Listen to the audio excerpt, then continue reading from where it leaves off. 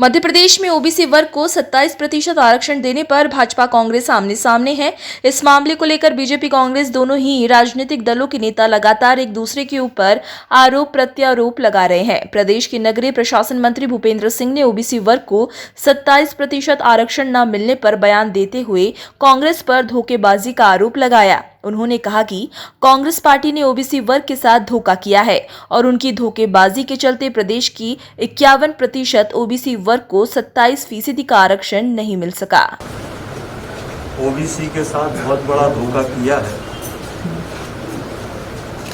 और इस कारण से ओबीसी को अभी तक 27% आरक्षण नहीं मिल पाया है। ये विधेयक की कॉपी है जो विधानसभा में कांग्रेस सरकार लेकर आई थी। इसमें कितनी गलत जानकारी दी गई है, इसको अगर आप देखेंगे तो इसमें लिखा हुआ है कि अन्य पिछड़े वर्ग मध्य प्रदेश की कुल जनसंख्या का 27% है, जबकि मध्य प्रदेश में पिछड़ा वर्ग की जनसंख्या 51% है। तो जब आपने न्यायालय में ही गलत विधानसभा में ही गलत विधेयक पेश किया और न्यायालय में गलत जानकारी दी, इस कारण से ओबीसी के आरक्षण पर न्यायालय में स्टे हुआ और स्टे होने के बाद स्टे के समय भी इनके जो एडवोकेट जनरल थे उस समय सरकार के, वो उपस्थित नहीं हुए और इसके साथ साथ 1.25 साल तक सरकार की तरफ से कोई प्रयास नहीं हुए कि ओबीसी को आरक्षण मिले।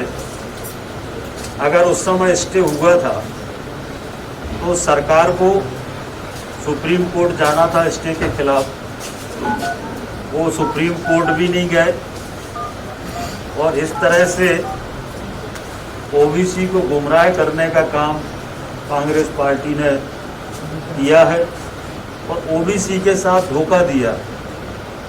ये स्वयं लिख रहे हैं कि कुल आबादी 27%, जबकि ओबीसी की आबादी मध्य प्रदेश में 51% है।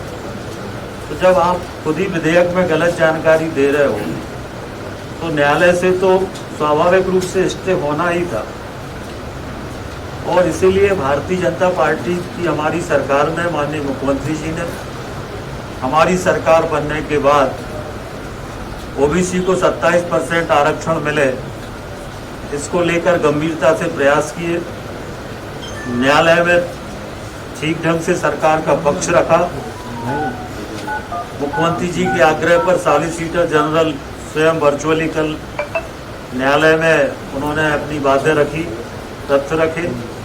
हमारे एडवोकेट जनरल उपस्थित थे और हमारी तरफ से आवेदन था कि इसकी अंतिम सुनवाई करके निर्णय किया जाए, जिसको न्यायालय ने माना है और अंतिम सुनवाई 20 सितंबर न्यायालय ने तय की है और उसमें फिर जो भी फैसला आएगा उसके आधार पर सरकार आगे विचार करेगी।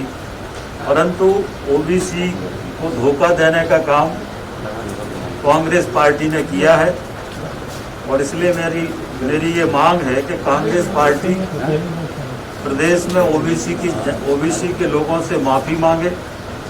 जो गलत जानकारी उन्होंने न्यायालय में और विधानसभा में दी है, इसके लिए वो माफ़ी मांगे। ये हमारी मांग है। ये विधेयक की कॉपी है जिसमें स्पष्ट रूप से लिखा हुआ है कि ओबीसी की आबादी 27% है। जब आप स्वयं 27% लिख रहे हो तो 100% आरक्षण कैसे हो जाएगा? 27 का 27 कैसे हो जाएगा? तो आबादी 51% है। तो किस तरह से लोकसभा चुनाव में जल्दबाजी में बिना किसी तैयारी के, बिना किसी तथ्यों के, बिना किसी तर्क के ये विधेयक लाया और जब हाई कोर्ट में इस पर सुनवाई हुई तो एडवोकेट जनरल कांग्रेस के समय वो उपस्थित नहीं हुए, इसलिए स्टे हुआ। अब सरकार पूरी ताकत के साथ सारे तथ्य रख रही है।